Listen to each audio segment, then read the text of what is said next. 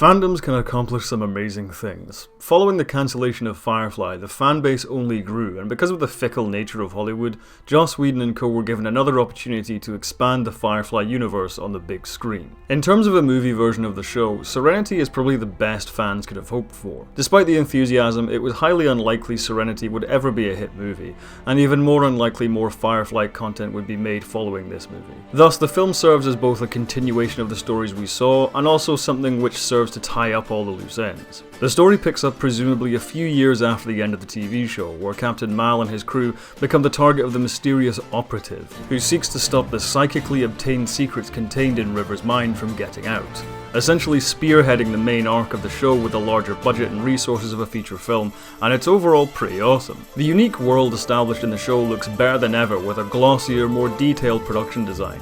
While episodes of the show often had to go fully Old West in appearance out of budgetary limits, the movie was able to retain the aesthetics while also giving each location, costume and prop its own futuristic flavour. The bank robbery sequence takes place in a classically western looking town, but with speeders rather than horses. Rather than an old-timey saloon, the bar the crew visits is a cave-dwelling cyberpunk-style setting, and with closer proximity to Alliance affairs we get more of that silvery sheen of the more advanced and well-tamed worlds. Overall, Serenity inhabits the same universe, but it gives the viewer a broader look at that universe. We see the full breadth of the Metropolitan Alliance worlds, the Frontier Outer Worlds, and everything in between, brought to life with detailed designs and truly fantastic visual effects considering the smaller budget. An added layer of texture to the presentation of this unique universe is a new score from David Newman, which is utterly fantastic, perfectly capturing the fusion of Western Eastern sensibilities while propelling those motifs with Newman's typically heroic orchestral arrangements. While the Ballad of Serenity is a gorgeous TV theme, the simultaneously intimate and triumphant main theme for the movie knocks it out of the park. The ensemble cast are just as strong as in the TV show, but with a more limited amount of screen time, the intended arcs are thrown into top gear to find their marks as fast as possible. Simon and Kaylee's romance was likely meant to stretch on for a few good seasons, but here they finally reach the payoff by movie's end.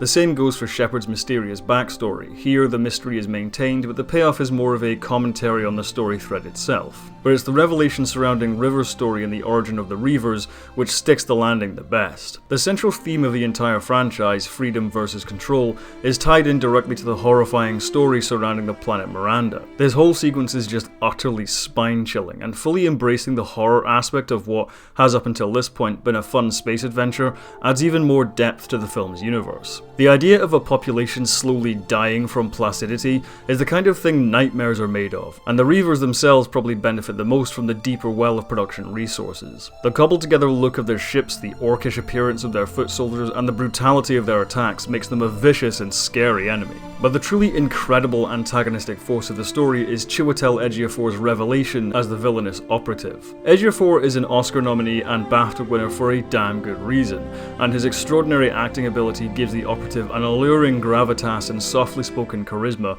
which makes his sheer lethality and ideological drive more terrifying than the threat of the Reavers themselves. And it's this intricately woven character and performance which makes him the perfect foil for Mal Reynolds. Nathan Fillion, like the rest of the cast, is just as spectacular reprising his role.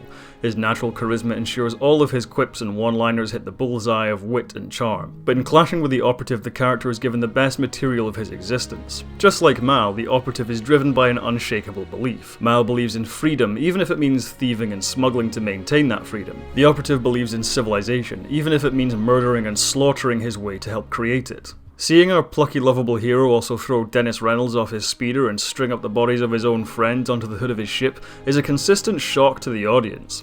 And it's this adherence to the harsh realities of frontier survival which creates some of the most holy shit moments of the film. The final action sequence sees the death of Wash and the borderline evisceration of half the crew. This is a universe of brutal consequences which makes the fleeting moments of fun and banter and funny jokes all the more refreshing and important. The audience grabs onto these moments of levity almost like a lifeline, much in the same way as our characters would do. And with a fantastically paced script and some of the best direction Joss Whedon has ever done, Serenity feels like a roller coaster of a space adventure. Whedon and his team likely knew this was the last hurrah for the Serenity and its crew.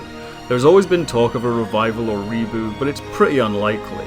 And if this is the only big screen outing for Captain Reynolds and his crew, and effectively the finale to the much loved show, I don't think fans could ask for anything better. Mr. Noah asks, if you were in the Ready Player One universe and could customize your avatar to be anyone and have anything, how would you design yourself? I would want to look like Commander Shepard with his sweet leather jacket from Mass Effect 3, armed with the entire arsenal from Doom, with Gypsy Avenger contained inside the USS Enterprise. Also, I know entrance music isn't really a thing in Ready Player One, but if I could rig some kind of system to produce entrance music, I'd enter every location to I believe in a thing called Love by Darkness. If you like my videos, be sure to subscribe and hit the bell icon to stay up to date on all my new uploads. You can see my videos early on my Patreon for as little as $5 a month. Speaking of which, I'd like to quickly thank my patrons Chris Lord, Andy Luke, Larry Bennett, James Vanderhaeg, T. Stoney, L. Carton and Millie Coleman. Until next time, have a good one, and as always, live long and prosper.